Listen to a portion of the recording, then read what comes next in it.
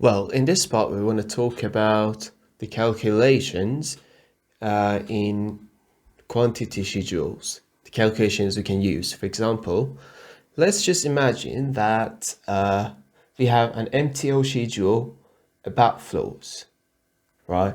Now, in this schedule, we have, for example, tile 2020, this is the material name, we have 564 meters.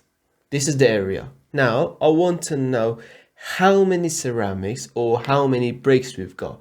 How can I calculate it? I want to buy them. I want to know the number. But how? Well, you need to give a formula. How do we do that? Well, pay attention. You need to enter fields, edit. You want to add a column which says, for example, the number of the tiles, right? This is the column you want to add. So you need to click this FX here. You see that? You click it. Here you have to write the name of the column you want to add. So it means that I want to add a new column, and this is the name, for example, tile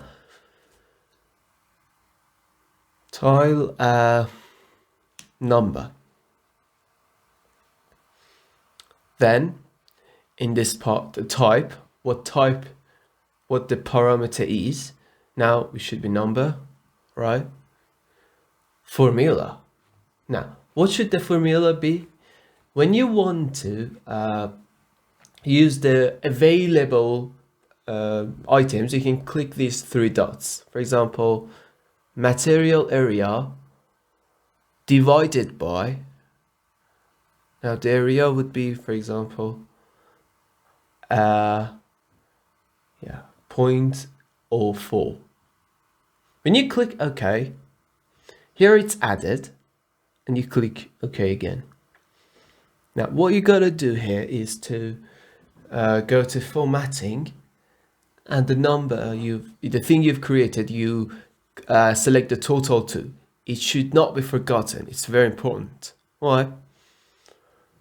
We just need to remember that we need to duplicate this schedule. This should be the only weakness of this. We need to duplicate it. And what should I write in front of it? Here, what should I write here? I need to write parenthesis tile number. That's right. Now, can you say what we do next? We need to go to the filter based on what? Tile. That's right. Now, for others, it doesn't make sense to do this. Just for this one, it does. So if you need that, for each of the materials, you can make one of these. The previous one, you can just delete that, right? Because it doesn't make any sense. Why would we write such thing in front of others? So I just created something special for this. Now, if the packages are, for example, in each package we've got, for example, 5. Now we want to know how many packages we need to order. It's actually even simpler, but don't click here. All right, it will be replaced. Again, go to FX in here. For example, I write pack. Again, number, tile number divided by, for example, 5. And I click OK. Now it's empty. Why? Because I didn't calculate. Formatting, pack, change it to calculate. Now you say that these changes, small numbers, are really annoying. What should I do? Well, learn this too. When you go to formatting, you can use these for the previous things I said too. You can go to number, field format.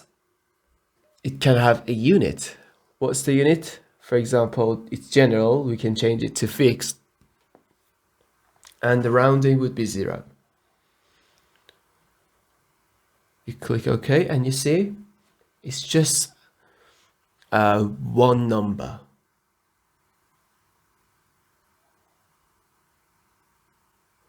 And actually, it doesn't matter that you order one extra pack, or actually, yeah, two more extra packs. It's okay, but you don't need to deal with these small numbers. I did the same thing for it. You can have the area, the number, and the number of the packs, right? If you group the same thing, for example, different spaces, you can again find out that in each space how many you've got, in each level you've got. I've talked about this. You can just do it yourself. You need to practice for several times, watch the video again, you can understand them. Now, this is one example. Let me show you another example from the same thing for wall. The same thing in wall. So, we had a material takeoff from the wall here, yes. For example, for brick here. If you agree, let's duplicate it. And then, for example, change the name to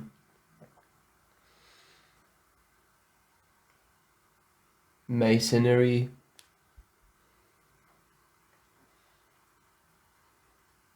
Sorry, just, yeah, misspell. Or now I use filter, name, based on this, because the rest are not necessary to me. It's just for brick. Now, all you've got to do is to calculate the volume of one brick. For example, it's 20 centimeters times 10 times 5. It will be 10 cubic centimeters. If you also want to calculate the mortar, actually we added 1 centimeter for each side. It means it's 21 times 11 times 6. Right? The volume becomes 11.14 cubic centimeter. Now it doesn't matter what the formula is, you just need to calculate the volume, right? Now I go to formatting. At first, for making my job easy, I changed this to centimeters, the unit to centimeter, cubic centimeters, sorry. I don't want it to have any roundings or anything. Now this is cubic centimeter. Now I make an fx, for example, I call it brick number. In formula, what should I give it? Well, it should be material volume divided by the number I said, 11.14.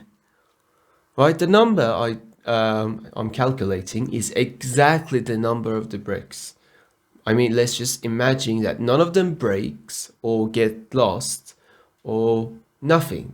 Like, this is the number. And I click OK.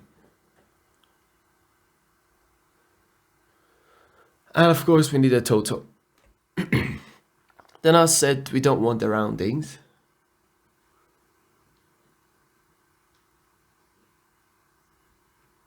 Now,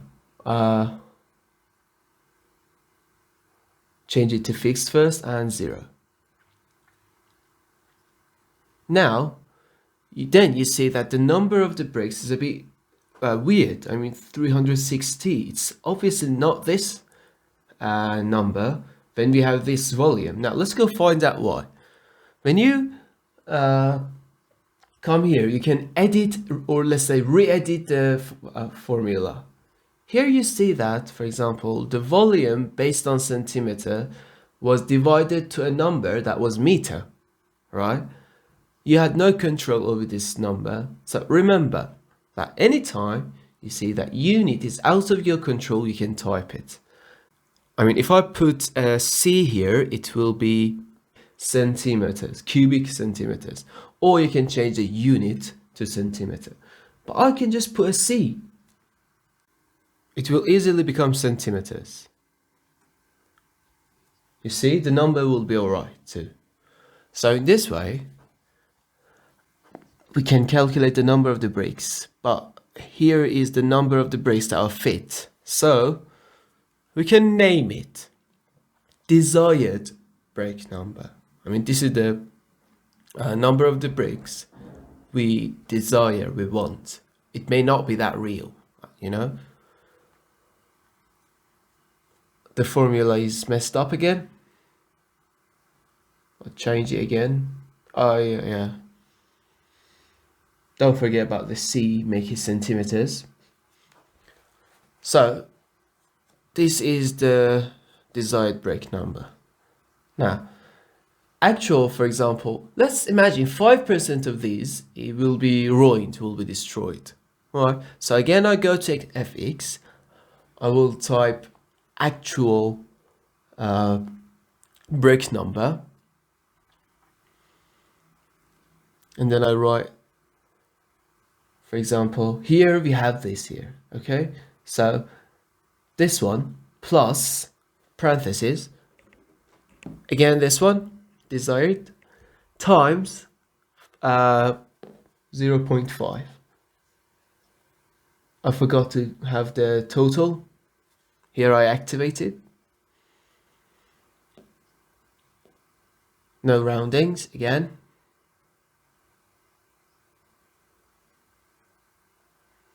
Now I want to calculate how many, for example, have been destroyed or ruined. Let's repeat it. You need to know that. So I type, for example, delta, right? Desired minus actual, right?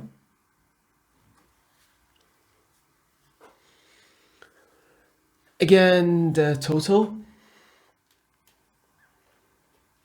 the unit. This is the number.